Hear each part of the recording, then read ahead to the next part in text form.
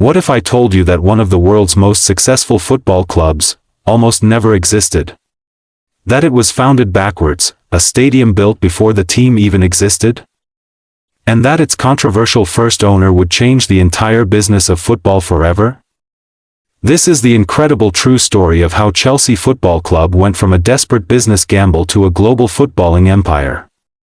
Stay with me for the next 10 minutes, because what happens in the beginning will absolutely shock you. Welcome to my channel. The year was 1905. King Edward VII sat on the British throne. The first motorized double-decker buses had just started running through London's cobbled streets. And two ambitious businessmen were about to make the craziest decision in football history.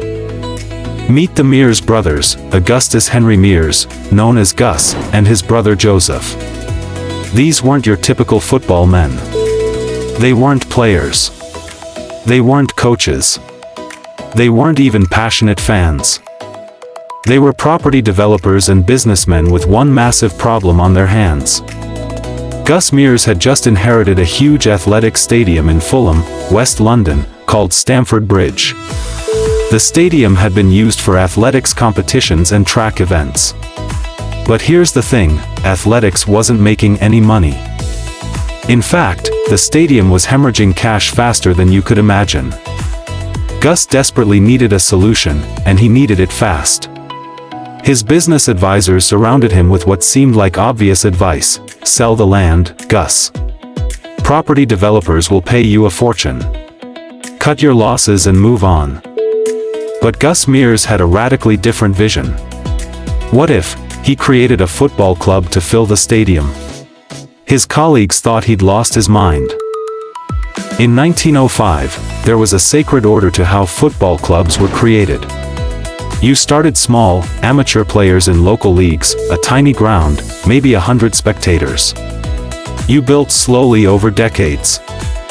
Nobody, and I mean nobody, did it backwards. But Gus didn't care about convention. He didn't care about tradition. He had a stadium and he needed a team to fill it. The problem? He had no players, no history, no league, and no name. First things first, what would he call this club? Kensington FC? No, too posh. Stamford Bridge FC? Too long.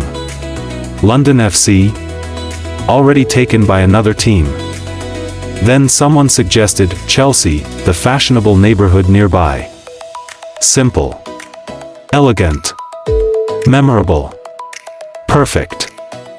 On March 10, 1905, Gus Mears officially founded Chelsea Football Club. But he still faced the biggest challenge, getting into a league. Most clubs started in amateur divisions and worked their way up over years. Not Gus Mears.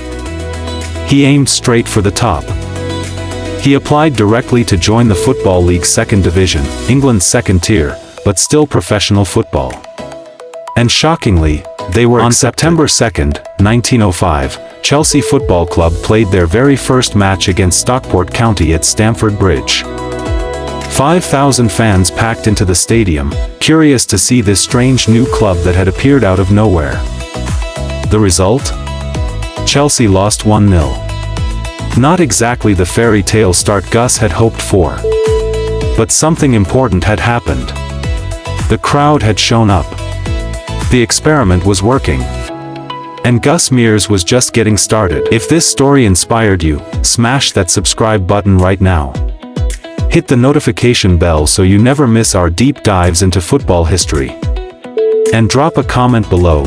Which club's incredible origin story should we cover next? Manchester United? Liverpool? Real Madrid? You decide. Share this video with every Chelsea fan you know. Let's honor the visionary who started it all.